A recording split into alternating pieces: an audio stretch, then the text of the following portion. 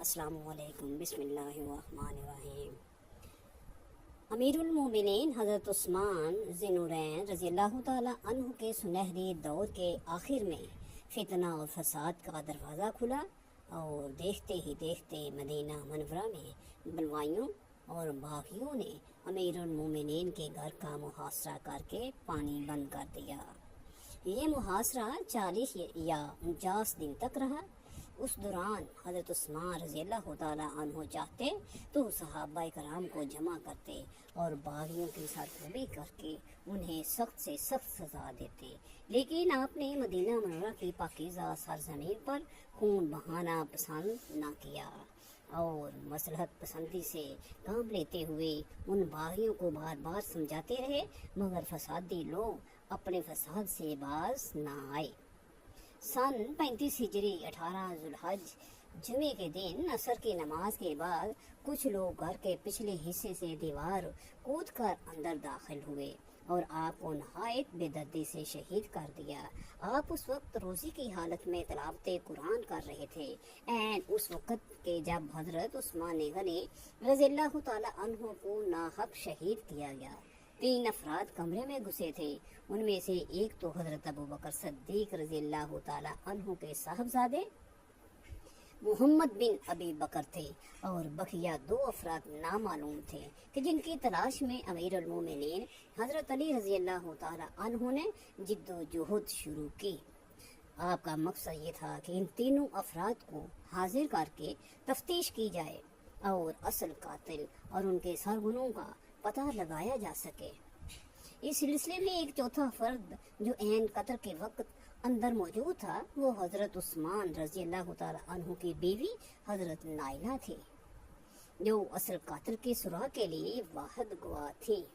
بہرحال حضرت علی رضی اللہ تعالیٰ عنہ نے کہاں سے اپنی تحقیقات کا آغاز کیا اور حضرت عثمان کے بیوی نائلہ حضرت ابوبکر صدیق کے بیٹے محمد بن ابی بکر اور بقیہ 2 افراد جو اس وقت قتل کی جگہ موجود تھے وہ کون تھے اور انہوں نے کیا بیان دیے اور امیر المومنین کو تحقیقات مکمل کیوں نہ کرنے دی گئی، یہی ہم اپنی آج کی ویڈیو میں بیان کریں گے۔ تو سنو، حضرت عثمان رضی اللہ تعالیٰ عنہ کا اندوہناک قتل 18 ذوالحج یوم جمعہ 35 ہجری میں ہوا۔ اس وقت آپ کی عمر 82 سال تھی اور مدت خلافت چند روز کم 12 سال تھی۔ آپ کی شہادت کے بعد 3 روز تک مسلمان بلا خلیفہ رہے اور یہ ایک ایسی خطرناک صورتحال تھی کہ جس میں بلوائیوں کی دہشت گردانہ سرگرمیاں اپنی عروج پر تھیں اور مدینہ منورہ بری طرح ان کے تسلط میں تھا۔ پھر انصار و مہاجرین میں سے چند جیل صحابہ کرام سرگرم ہوئے اور موقع کے نزاکت کو بھانپتے ہوئے حضرت علی رضی اللہ تعالیٰ عنہ کی خدمت میں حاضر ہوئے اور عرض کیا، آپ ہی کی ذات ہے جو خلافت کی سب سے زیادہ مستحق ہے، ہاتھ بڑھائیے، ہم سب آپ کی بیعت کے لیے آئے ہیں۔ آپ نے حالات کو دیکھتے ہوئے فرمایا، آپ لوگ کسی اور کو خلیفہ منتخب کر لیں، جس کو آپ سب خلیفہ منتخب کریں گے میں بھی اس کی بیعت کر لوں گا۔ انہوں نے کہا، آپ کی موجودگی میں کوئی دوسرا اس منصب کا مستحق نہیں ہے، لہذا ہم آپ کے علاوہ کسی اور کو اس عہدے کے لائق نہیں سمجھتے۔ آپ نے پھر معذرت کی مگر وہ اپنی ضد پر قائم رہے، جس کے بعد آپ نے منصب خلافت کے لیے بیعت لینا شروع کر دی۔ حضرت علی رضی اللہ تعالیٰ عنہ نے منصب خلافت پر جلوہ افروز ہوتے ہی سب سے پہلے جو کام کیا وہ حضرت عثمان کے قاتلوں کا سراغ لگانا اور انہیں عبرت ناک سزا دینا تھا۔ اس مقصد کے لیے آپ نے تحقیقات کا آغاز فرمایا اور سب سے پہلے حضرت عثمان کے بیوی حضرت نائلہ کے پاس تشریف لے گئے۔ آپ نے ان سے پوچھا، بتائیں حضرت عثمان کا قتل کس نے کیا ہے؟ کتنے لوگ تھے جو اندر داخل ہوئے تھے؟ اگر آپ ان کو جانتی ہیں تو ان کی مکمل تفصیل بتائیں۔ انہوں نے بتایا کہ وہ لوگ کون تھے میں نہیں جانتی، البتہ محمد بن ابی بکر اور 2 شخص گھر میں گھسے تھے جن کو میں پہچانتی نہیں۔ मोहम्मद बिन नबी बकर ने जब अमीरुल मोमिनीन की दाढ़ी पकड़कर कुछ गुस्ताखी की बातें कही तो अमीरुल मोमिनीन ने कहा, ए साहबजादे, अगर तुम्हारे वालिद अबू बकर जिंदा होते तो तुम्हारी इस रोश को कतन पसंद न करते।